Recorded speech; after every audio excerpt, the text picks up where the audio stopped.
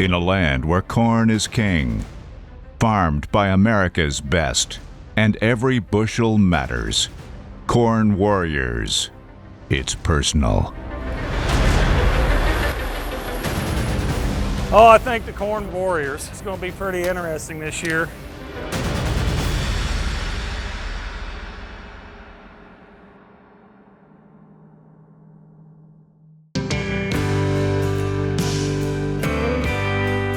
Overall, our crop, corn and beans, is looking really good. It's going fast this year, but that's good. When we get done with it, we're done with it. We just need Mother Nature to keep heat to us. Not too much heat, but just the right amount of heat and sunlight.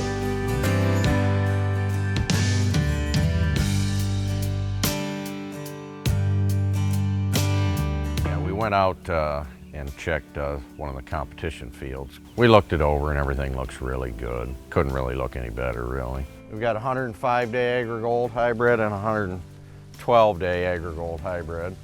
Possibly the best potential I've ever had because it's only June 8th and we've got V10 corn. Last year at this time we were probably V4, V5.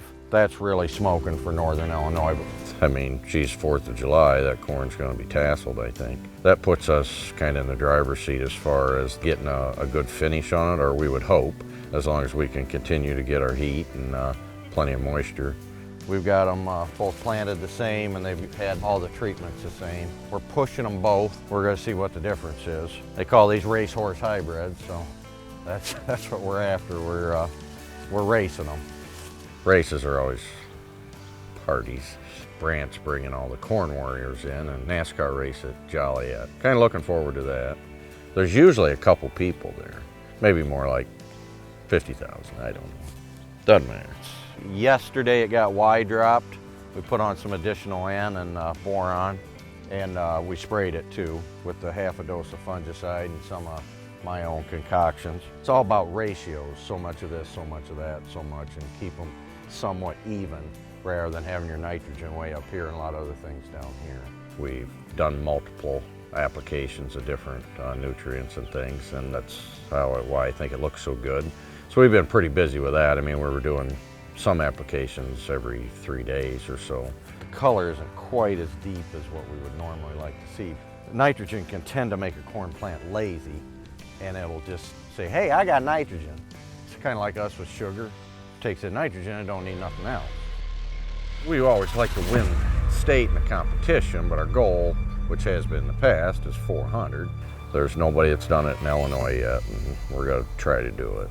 I feel confident this year that we can get there, but it's a long ways till the combines roll yet. But we've got an awful lot of potential here if Mother Nature cooperates with us, so I'm really, really pleased with the way it looks, and it's even from one end to the other.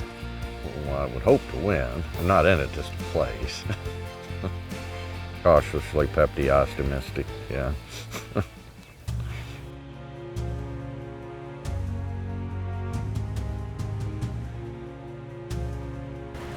I gotta feed the cattle, so he's gonna get the feed wagon and I'm getting a skid loader.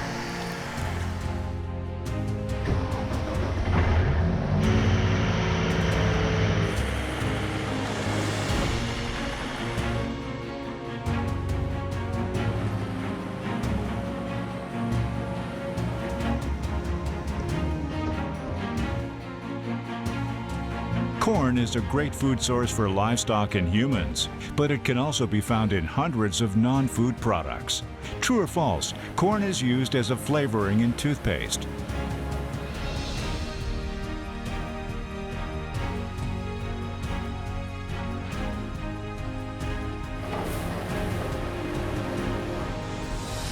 True. It's also used in batteries, crayons, and shampoo.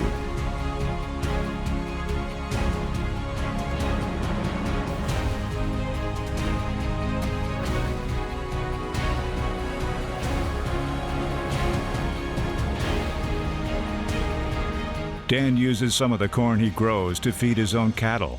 The corn helps get the cattle fat and ready to be sold. Raising cattle is a big part of Dan's operation. Mixing feed. Right now he's pretty much taking hay and putting it in this mixer. He's already put some corn in. We feed him the corn that we grow. then we'll take this around and then we'll unload it and feed it.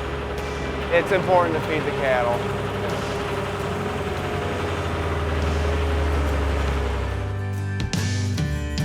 Dan missed an opportunity to sell some of the cattle a few days earlier. Hopefully, another opportunity presents itself soon because he needs to get them sold.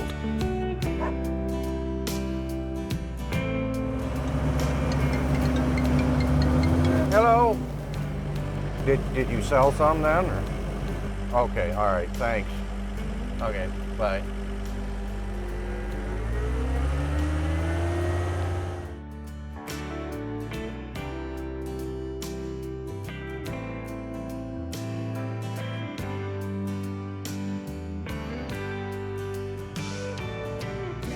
You know, there's a herd, you can see them out there.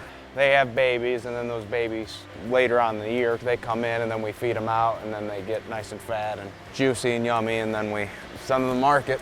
I know how to get fat, you just eat a lot, so you push the grain and they'll get fat. He's always on his phone.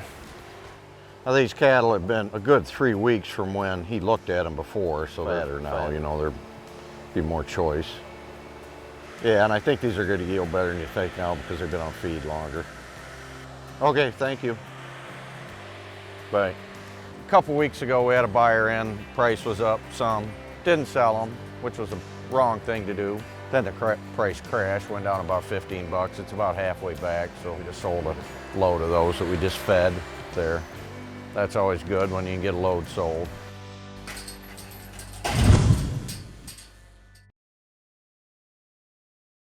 Last year, we were first in Illinois in all divisions at 315 bushel. I thought we could do better. This year, we're on a quest for 400 bushel corn.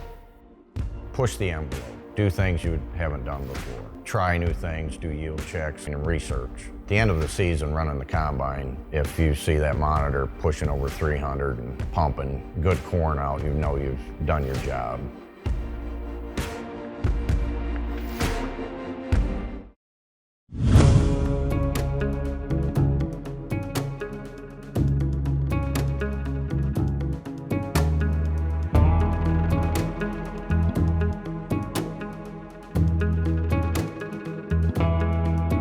What's coming. As you can see behind you, the weather is just, it's rolling in. It's red on the radar. As you can see, I got mad and broke my screen. I got tired of looking at that image, but it rains every day. Need to move to another farm. Wanted to start planting there. The calendar's our enemy. Need to spray pre-emergence, can't get in the field, can't do a thing. That is frustrating. When you grab this and you put it together and you make a ball and you drop it and it pretty much stays together, it's too wet. So you can't do nothing. What happens is the dirt sticks to the tires. So you need a crust, so we either gotta dry it out with the hair or we gotta need the sunshine, and neither one's happening. David got like a voodoo doll at home. He's poking me, sending just rain clouds.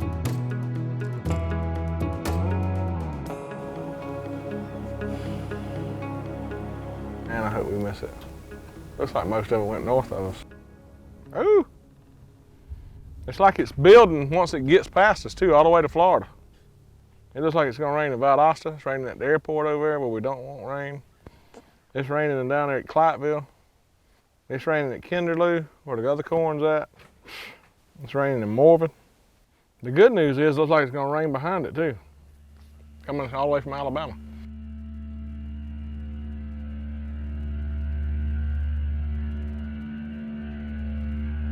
Got a certain amount of the day that's not getting sunlight. Every day that happens, that's costing money, it's costing yield. Now the question is, you know, what kind of damage does it cause? Based on the timing, a week before tassel and a week of tassel and a week after tassel. A forecast right now that says it's going to last for 2 more weeks. Ask Bridget to send me some rain. Hello. Oh, yeah. Hi. How much does it rain there? Oh, about 310. Sure went 3 or 4 drops. Positive, it rained 20 minutes. Not hard, but you probably got at least 2 temps. Lovely. But I looked at the radar and it looked like it was raining up there, so I don't guess there's any reason for us to move up there. No, watch out.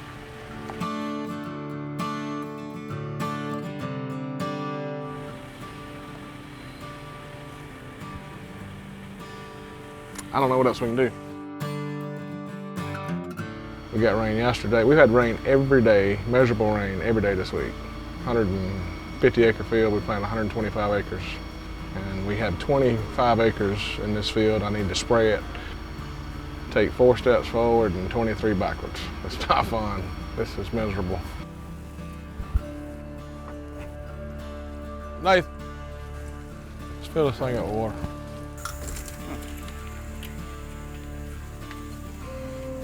I got stuck on the far end.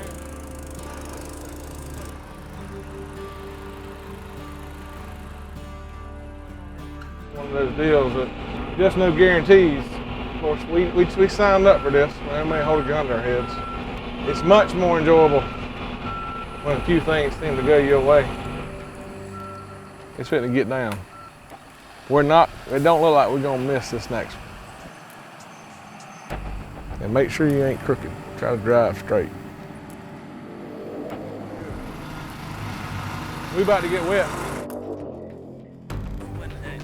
Don't get stuck.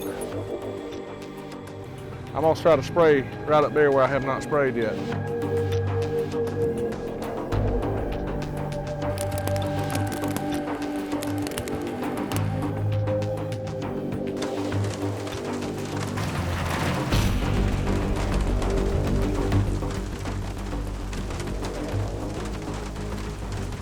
We've had summer conditions last year where it rained every day and was cloudy every day.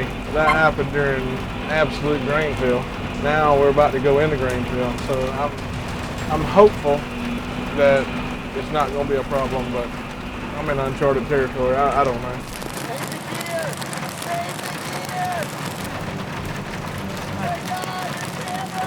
That's it. I don't think we're going to do nothing else. Where we are right now is where that cross is. All that's coming. So, sorry. Rains every day, can't get in the field. First day we never get in the field. It's still borderline wet. Feelings is kind of hurt right now. Not fun. We're gonna try to move back over here and plant this tomorrow. Try. It's wet out here though. That's why they call it farming. We control all the variables we can, and good Lord controls the rest of them. It rains on the just and the unjust, so we have to figure out which one we are.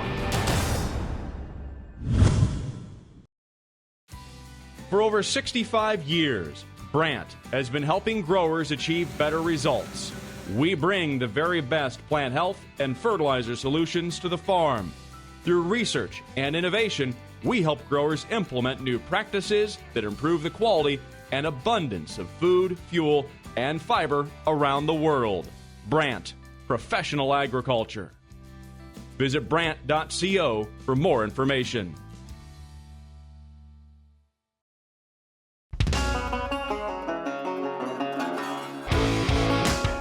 So wet right now.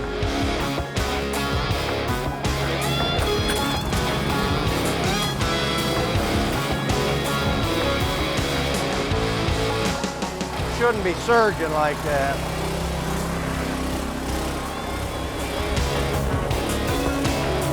I don't know. Ain't working.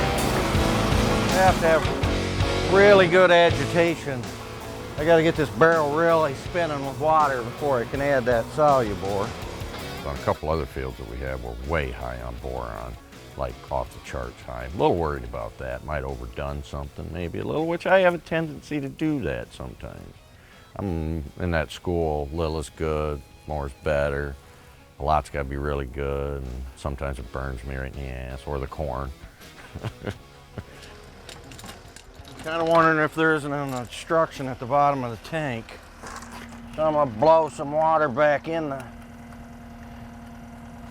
tank and see if That might be it.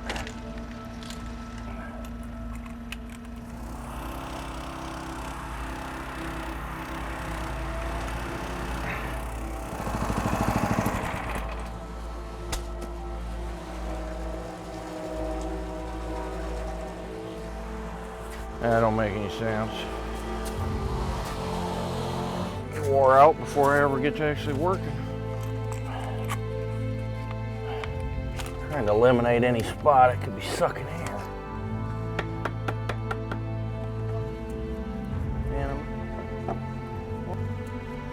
And I'm not getting enough pressure. That's probably partially because the screen is plugged, I'm guessing. I'm gonna try that.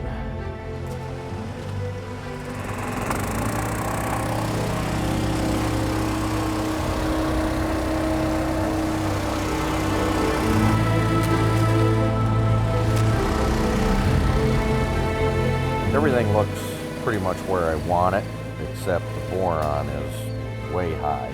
We did planter applied boron. We did do a good amount on it, but we have some other fields we did the same amount on that it doesn't show near as high, so haven't quite figured that one out.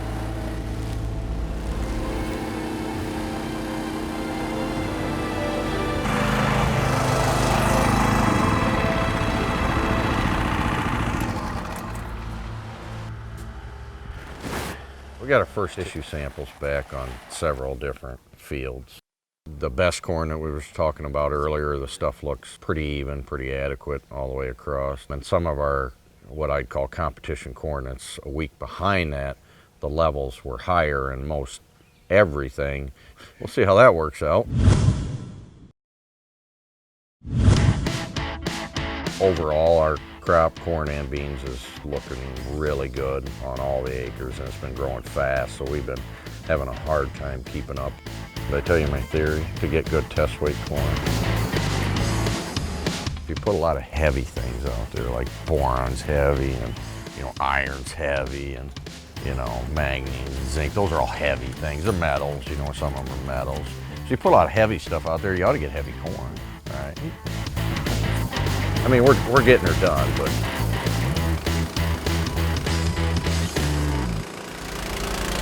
There's a good amount in there yet. There's a good amount in there yet. I ran till like 10 o'clock last night, and then I got up early to get it in. I started at like 5 o'clock this morning. The reason why I started so early is that I wanted the nitrogen to get washed into the ground, because those Y drops, they just lay it on top. Yeah, a little rain helps it get to the roots. Oakley, come here.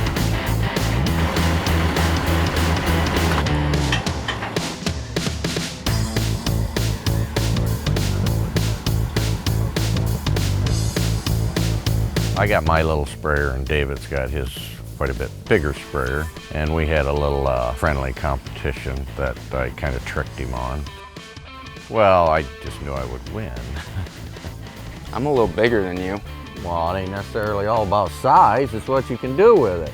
I bet I can do something you can't. Like what? They claim them things will spin around on a dime. Let's see it. I challenge you to the tightest turning radius. Take it out of here and spin it around. Then I'll do it. All right. I got to fold out though, otherwise I'm going to break my Y drops off. I'm gonna back this out of the way. Get my turbo warming up.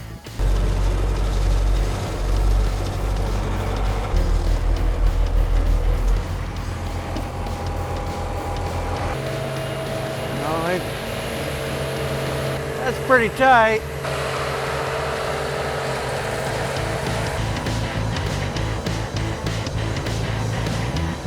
Not bad. All right, now I'm gonna bring in the big rig.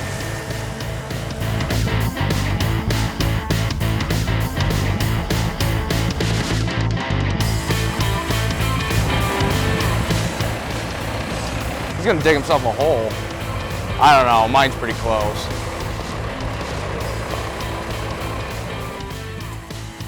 What do you think of that? Mine turns pretty sharp too though. Yeah, but who won? I guess you did. That's all I wanted to prove. I like to win. Another thing I got, genuine John Deere. I would hope we'll be harvesting in late September, which is, I mean, that's on the early side for us. Usually on competition corn, it'd be in October sometimes. Whoa, whoa, whoa, whoa, whoa, whoa, whoa, whoa, whoa, whoa. It's crazy, crazy. That would have been good footage, tipping it over. We actually started about 5 a.m. We ran in the rain for probably close to 2 hours. This is all the dirt that's got to go back in the hole, but we're going to dig that out. We're going to put a cement wall across there this time. So it'd be a perfect time to do it because the pond's down from us irrigating, but with a bunch of rain coming, we're scared to dig the wall in right now because it might blow everything back out again. A rain or two brings it up pretty fast. Get out in there, Opie. Get one down in there. That's the keeper. Other than the water, he needs to take a bath anyways. Matt was pretty dry. He got a little of this rain last night. It looked like some of it was coming through, probably. It's been a while since I talked to Cobb. He started out pretty dry, but it sounds like he got some rain. I think I'm a ways ahead of Matt just because I think we got planted a little sooner. Good boy, Oakley.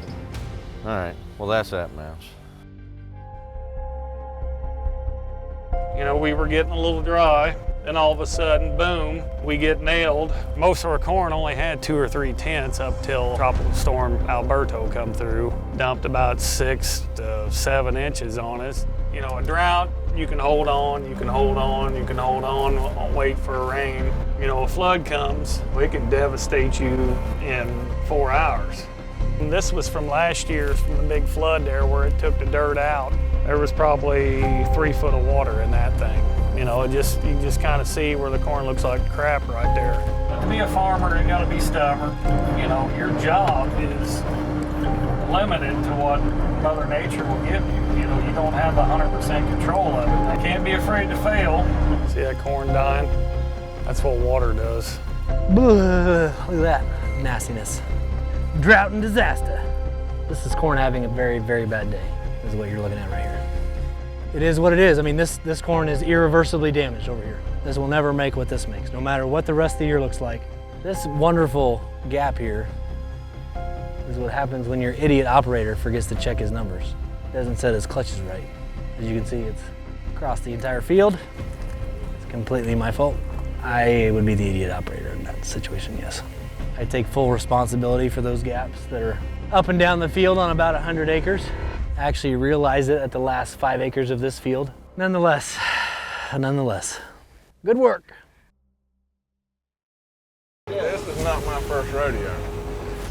I can step up to the buck and I can talk trash with the best of them. Dan's got a little bit of street creds. He's at least done something. You know what I mean? He's at least placed in Illinois. I don't know what he's done nationally. Probably could ask the ladies. I know everybody pretty much keeps up with Dan and Kevin Cobb. They're the corn warrior heartthrobs, I guess. But nonetheless, Dan kind of rubbed it in my face a little bit that I lost to Dave Hula, King David. He's not named King for no reason. Kind of rubbed it in my face that I lost by like 120 bushels. I guess him and Swanson, they probably didn't do very well in math because it was more like 140 bushels. It's like 140 bushels for the record. All fun and games. But we'll see. We'll see what you got. I'm your Huckleberry.